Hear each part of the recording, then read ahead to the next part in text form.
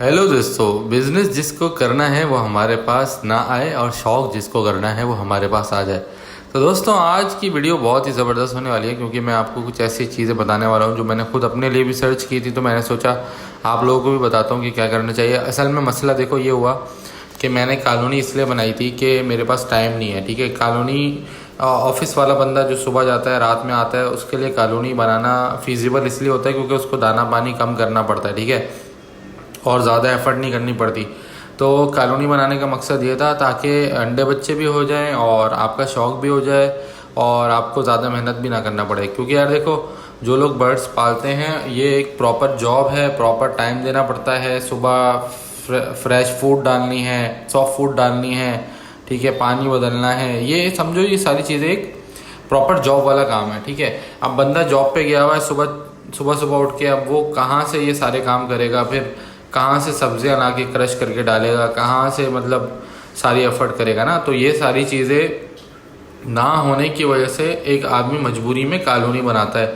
जो कि जॉब वाले लोग होते हैं फिर वो रात में आके कॉलोनी को दाना पानी बदल देते हैं या एक दफ़ा बर्ड्स को देख लेते हैं, बस इतना सा टाइम होता है उनके पास। ठीक है, तो कहने का मकसद ये है कि यार मजबूरन आदमी कॉलोनी लगाता है। अच्छा, अब सपोज करो कॉलोनी लगा ली, जैसे मैंने भी लगा ली थी। अब मैंने कॉलोनी में पेयर डाले 8। ठीक है, अब 8 पेयर में से जो ब्रीड मेरे पास आई वो आई 3 पेयर की। ठीक है, 3 पेयर में से 4 पेयर की आई। 4 पेयर में से एक पेयर ने बच्चे, एक पेयर में से नर मर गया, उसने अपनी मादा ने उसके बच्चे मार दिए। ठीक है, किसी और से जोड़ा लगा लिया।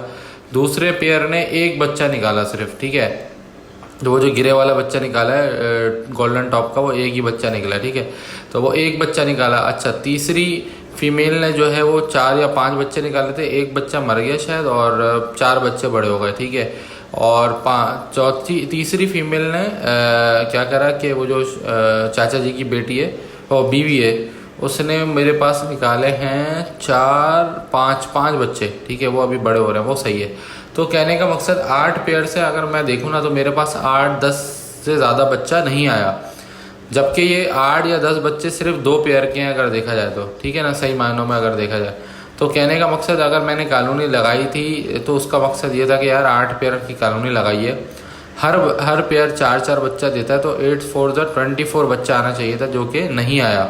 चलो कोई बात नहीं, नसीब की भी बात होती है कुछ। और कॉलोनी न्यू भी थी ये भी कह सकते हैं।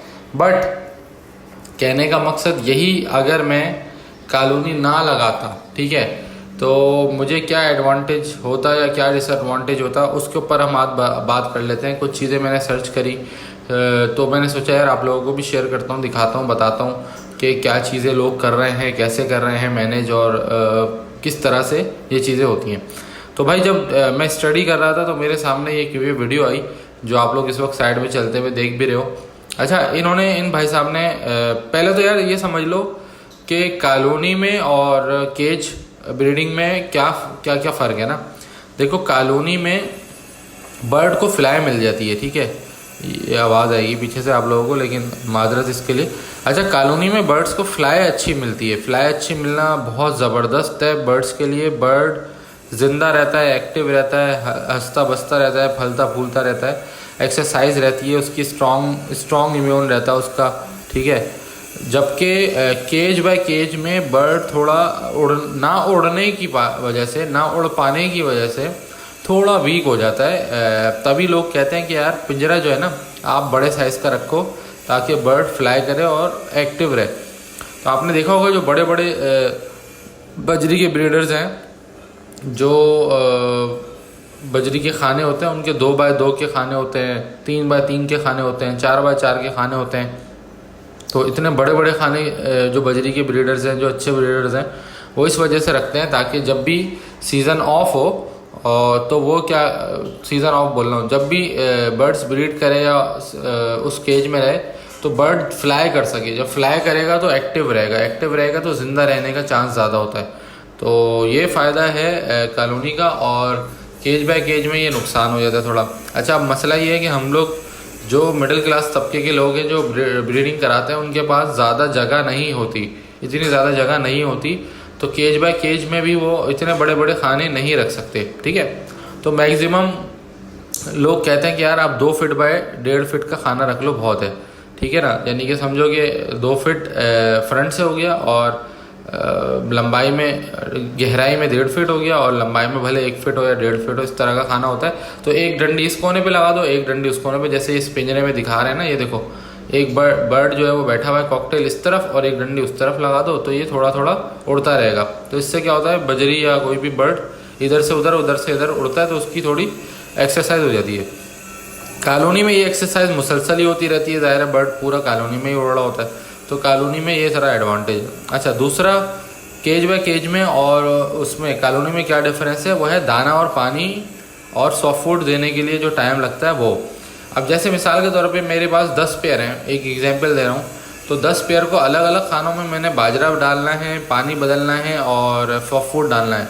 ये 3 एक्टिविटी मुझे रोज़ करनी होती हैं, जिसकी वजह से मेरा 1 घंटा आधा घंटा ज़ाया हो जाता है। फिर उनके मॉनिटरिंग करना, उनके बॉक्स चेक करना, इस चीज़ के अंदर मेरा टाइम जो है वो ज़्यादा लगता है। जबकि कॉलोनी में क्या करता था, मैं एक ही पॉट के अंदर पानी डाला, एक ही में दाना डाला, एक ही में सॉफ्ट फूड डाला, अल्लाह अल्लाह खैर से अल्लाह, 5-10 मिनट के अंदर काम हो गया और जल्दी जल्दी सबकी मटकियाँ देख ली, ठीक है, और वीडियो भी बना ली अगर बनानी है तो मेरे लिए मैनेज करना ज़रा ज़्यादा आसान था और कॉलोनी का लुक भी ज़रा अच्छा आता है, एक साथ बर्ड्स खड़े होते हैं।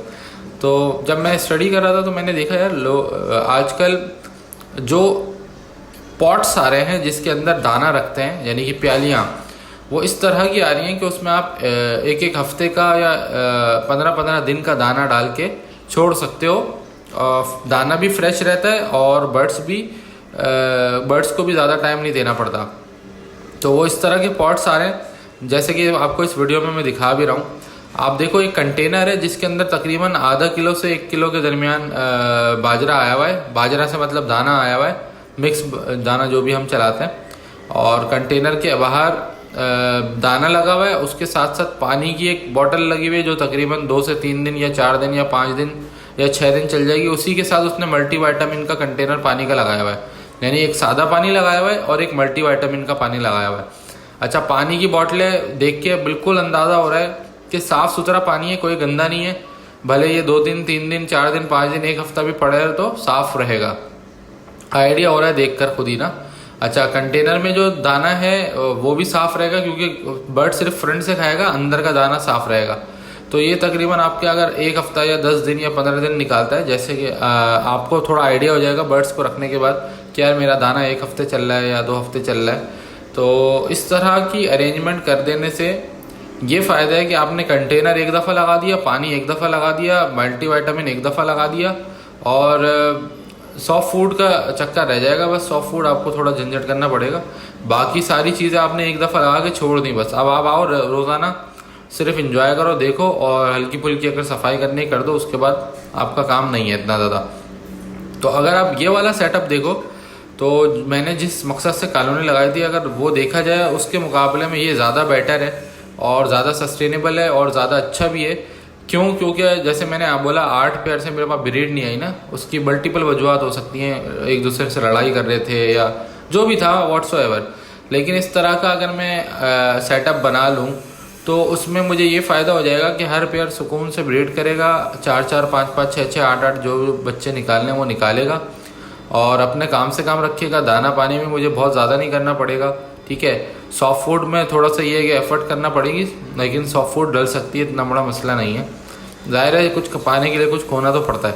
तो अगर आप लोग मेरी बात से इत्तेफाक करते हो और ये वीडियो देख के आपको भी वही लग रहा है जो मुझे लग रहा है, तो कमेंट करके बताओ कि इस तरह का सेटअप जो है वो ज़्यादा सही रहता है या नहीं रहता, और आप लोगों का अपना क्या एक्सपीरियंस रहा है, और जितने बड़े इसके केज के खाने हैं, क्या इतने बड़े खाने काफ़ी होते हैं या नहीं होते, ये सारी चीज़ें आप लोग मुझे बताओ, शेयर करो मुझसे। मैं भी इंशाल्लाह ताला मज़ीद आप लोगों से शेयर करूँगा। मिलते हैं अगली वीडियो में, तब तक के लिए अपना ख्याल रखें। Good bye.